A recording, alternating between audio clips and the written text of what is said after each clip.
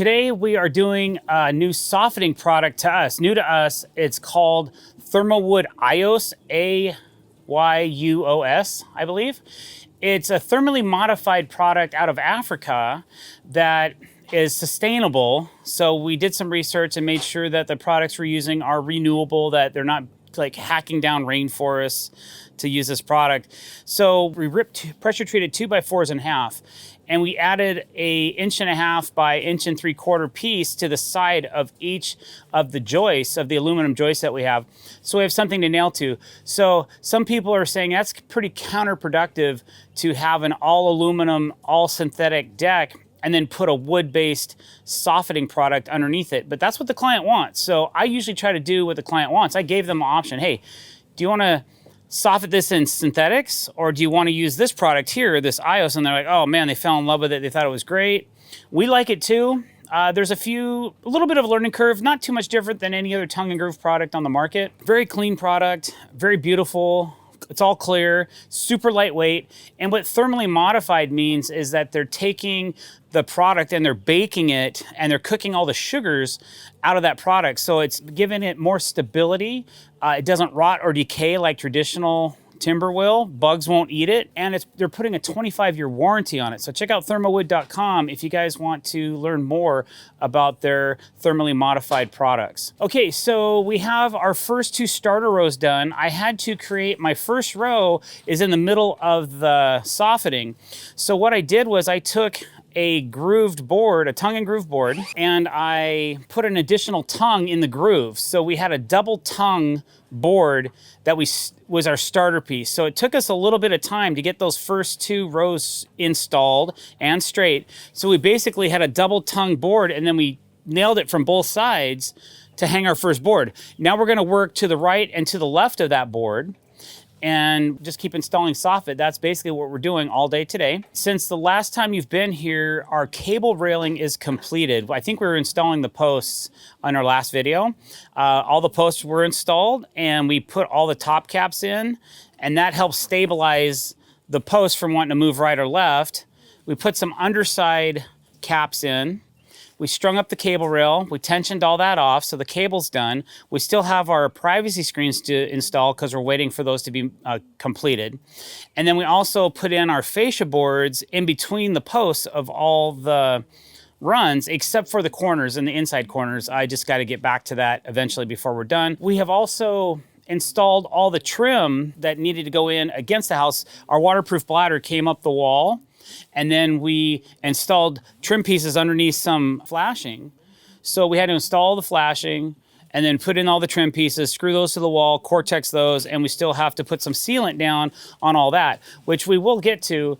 Again, we're waiting for the right day. It's kind of rainy today, so we're working underneath the deck, trying to stay as dry as we can and keep our products dry as we go. So we're cutting everything underneath the waterproof deck and installing all this soffitting, so that's gonna keep us kind of going. Occasionally on this soffit, because it is an aluminum frame and I have aluminum sections of V-bracing and blocking, there's nowhere to put a nail. I have to possibly move my gun and shoot up into the soffit, which usually you're trying to do a blind nail soffit so you don't see any fasteners, but occasionally you're gonna have a nail here and there. I've already explained this to the client. Because of the technology that we're using as far as the frame, there's no way to completely avoid putting nails in a face fastening method. So we're gonna try to minimize that as much as possible, but we have had to run a few so far just so that we could lock some boards in, because there's like a 4-foot section where it was all metal and I didn't have anywhere to put some nails on angle. So I just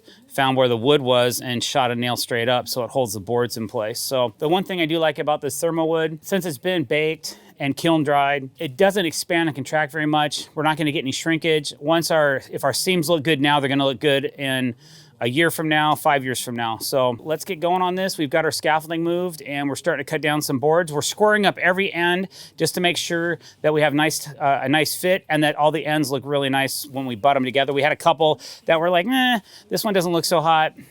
We have a nice sharp blade on our saw, so we're getting those cut right now. And then we're just gonna start running some soffitting. So if you like this video, don't forget to click that subscribe button. All right, let's get back to it. There you go. Okay, good. We just gotta put something to walk under that side. Yeah, so it's a little backwards from what we were just doing. I see what you're getting at. You gotta spin things around, sorry.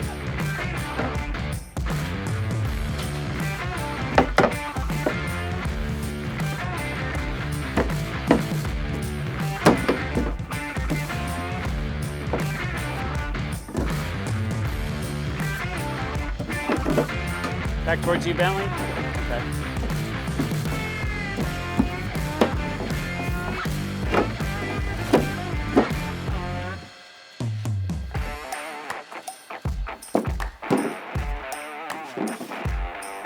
Let's see if I can smack it.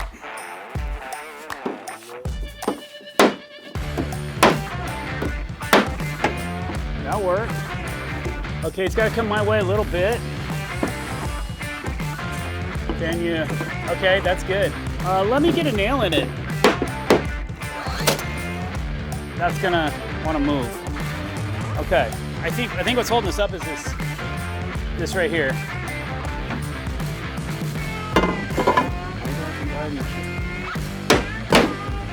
Oh man, that worked. Okay, yeah, that looks good, man. All right, let's go. Boy. Yeah, I mean, I might be able to catch a tip. I think if I put this piece in and then put a nail in this piece, and this is exactly what I was talking about earlier, is because of the way we frame this. Hindsight is 20/20. So, I could have moved all these brackets up 1.5 inches, and I could have ran all these pieces all the way across, but we didn't do it that way. We weren't going back to change it, so now I have to deal with it. So in the future, we'll probably do that. We'll probably raise, if we're gonna do 45 bracing, we're gonna raise it up a little bit if we're doing a soffit below it. But for now, the solution, instead of me trying to find a nail and put a nail through here, I'm not gonna hit much. I'm going to, when I install the next board, I'll put a nail right here, and that'll hold it together. I just have to remember in my head that I have to do that. So what I'll probably do is take this tongue and groove easy hanger, whatever this thing's called, and kind of leave it right here to remind myself I gotta put a nail right here. And you can see I have one right here. Onward and upward.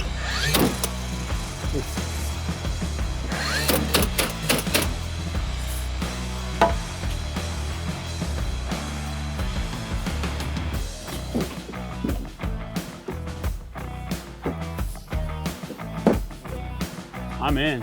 Actually, I can go. I can go.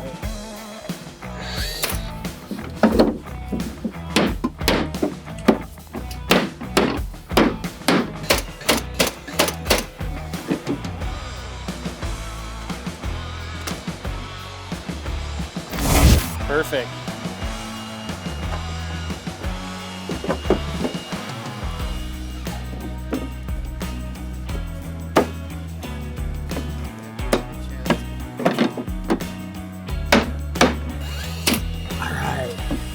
Skated it.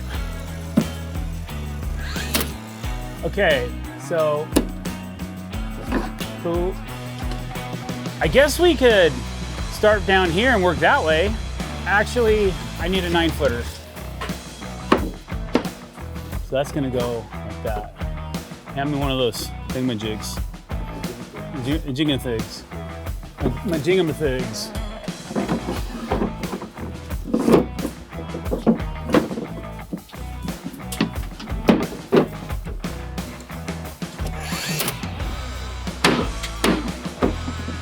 Kind of bouncing, huh? Yeah. Oh, I got you. It's not. Oh, it's. Oh, wait. What about? Can we squeeze it in? Right there. Yes. Yes, we can. Okay. You good with that, B? I need your eyes too, because I'm wearing a hat with a camera on it, so I can't really see very good what we're doing here. Okay.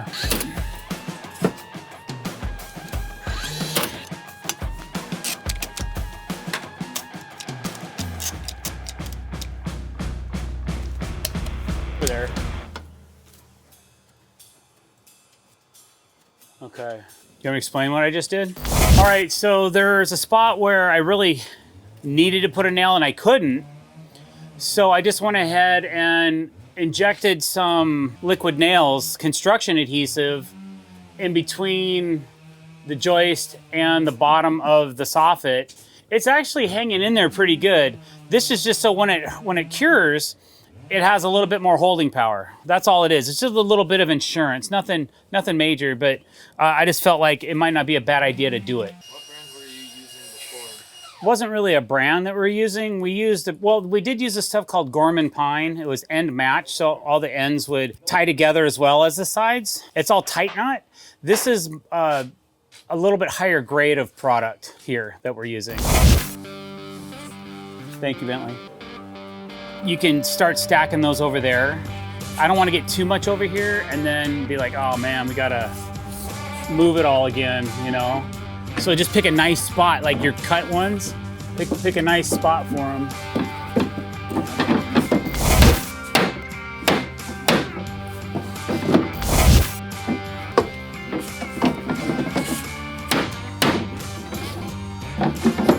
It's not going, huh?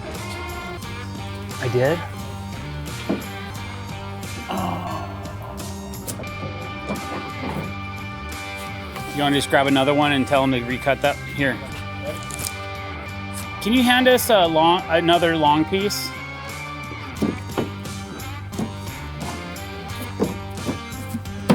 The ends are good, but the middle's not. And mine just dropped. I guess I should go ahead and fit the end and knock it in, huh? I'm not doing any more until we get the center in. It's still not going in all the way. It went in some. Now we in? Okay. And I'm gonna roll back.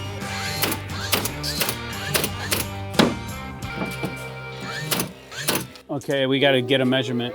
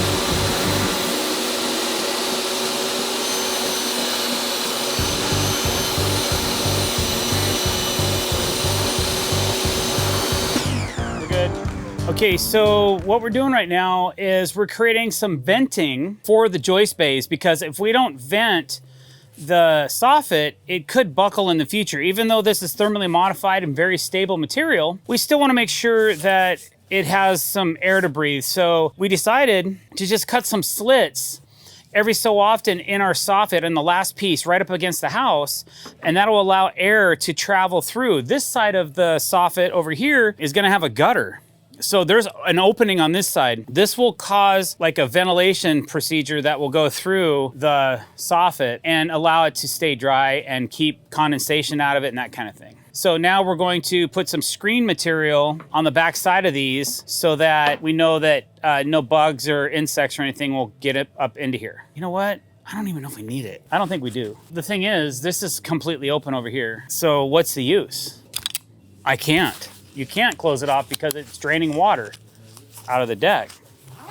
So it doesn't really make sense to put a screen over here. Bees can't get in there. This is gonna be the tough one to get in, and then the next one we're gonna have to shave it. We might need a pry bar.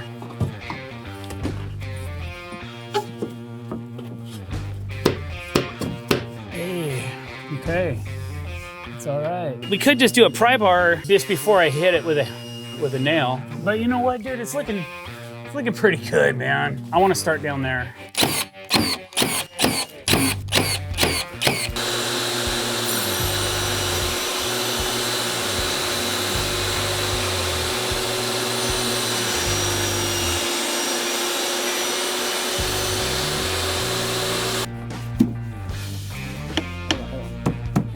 Mama said knock you out.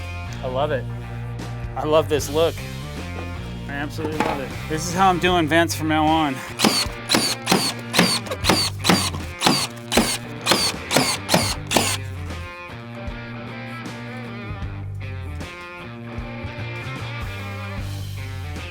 All right, guys, thanks for watching today. If you liked what you saw, our progress on this tongue and groove thermalwood IO soffit, please don't forget to click that subscribe button and hit that bell icon to be notified when we're putting out new content. We really appreciate you coming to our channel. Don't forget to leave me a comment below. Thanks for watching. Have a great day.